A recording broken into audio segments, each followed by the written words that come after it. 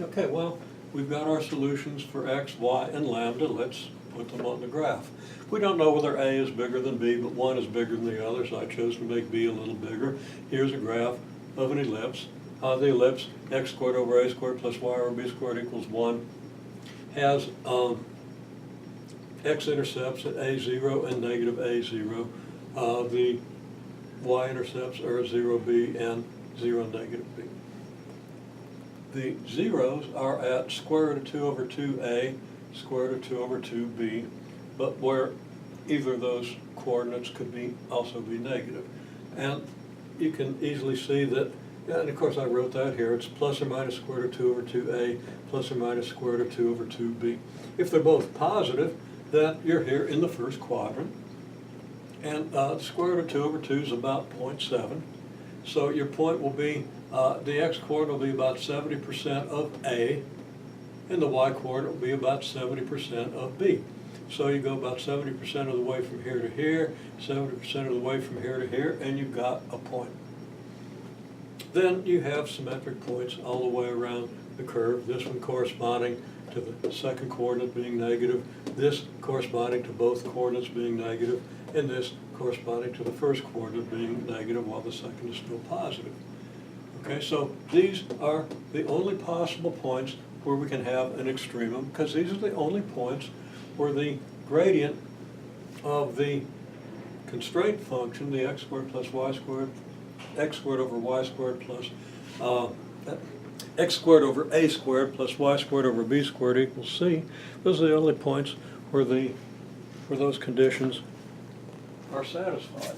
So the gradient of the g function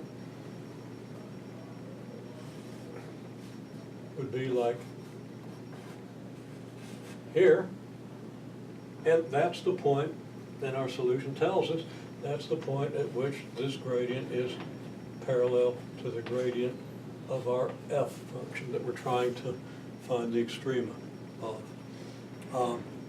Okay, so at this point the two gradients are parallel, which means that the tangent to the curve is perpendicular to the gradient of f. The gradient of f is the direction in which f increases most rapidly.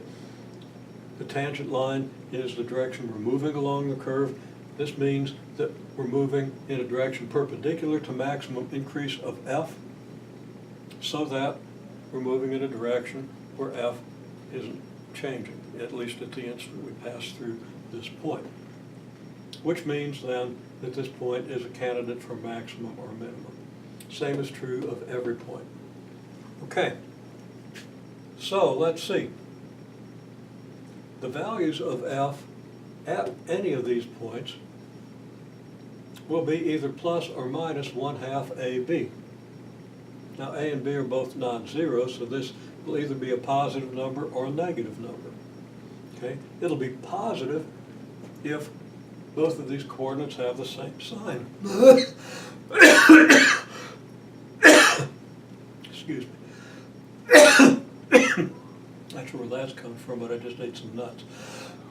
Okay. Hopefully I'm back among the living here. So we can actually determine that the value of the function is positive at this point and this point, and negative at this point and this point. So that these would be maxima and these would be minima. Now we can't always make a direct argument, so let's look at a little more subtle argument as to how we can figure this out, okay? We know that this is a maximum or a minimum, and we know that this is a maximum or a minimum. Now, as we move around the circle from here to here to here, we have a maximum or minimum here, and it's not 0. We have a maximum or minimum here, and it's not 0, because it's either plus or minus 1/2 AB. And we do have a 0 here, because f of xy equals xy, and we established that a long time ago, so hopefully remember that.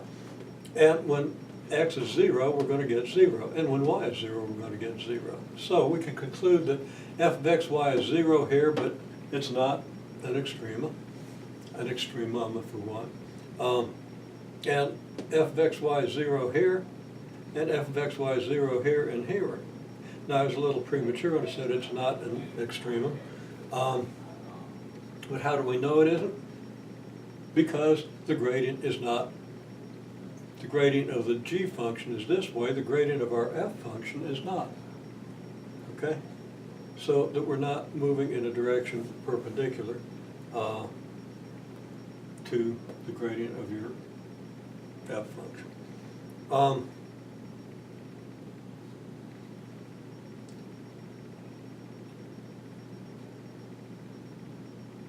And, you know, I just thought about that and realized that maybe, well, I'll double think that because I'm pretty sure I was thinking right in the first place. Okay. Don't want to interrupt the video by going catatonic on you, so I'll think about it later. Okay, so what's our argument? Our argument is if we go from, if this is positive, let's pretend we didn't know whether it's positive or negative. If this was positive, then from the fact that we are at 0 here,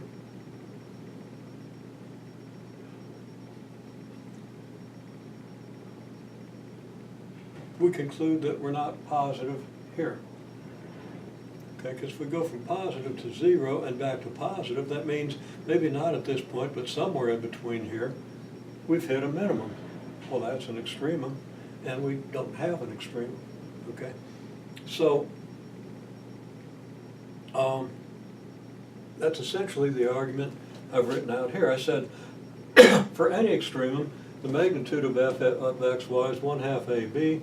Between any two adjacent extrema, between this one and this one, or between this one and this one, this one and this one, this one and this one, there is a 0. It'll be at the x or y axis, because there's always an x or y axis between two consecutive extrema. The zeros aren't extrema because we've found the condition for extrema. So if the two adjacent extrema had the same sign, there would have to be another extremum between. That's because f is a continuous function, and it's non-constant in between. It's not constant in between because it's either positive or negative AB, 1/2 AB here, it's 0 here. So it's certainly not constant between here and here. Okay, conclusion is then that adjacent extrema have opposite signs. Well, then we can, of course, conclude what we've already concluded, that the extrema here are positive, the extrema here are negative, and they both have absolute value 1/2 AB, so that the value of the function here is plus 1/2 AB, here it's plus 1/2 AB. Here it's negative 1/2 AB, here it's negative 1/2 AB.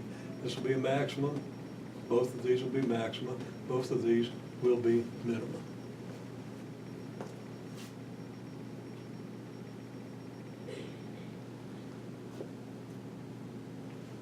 Here we say f of xy is greater than 0 in the first and third quadrants.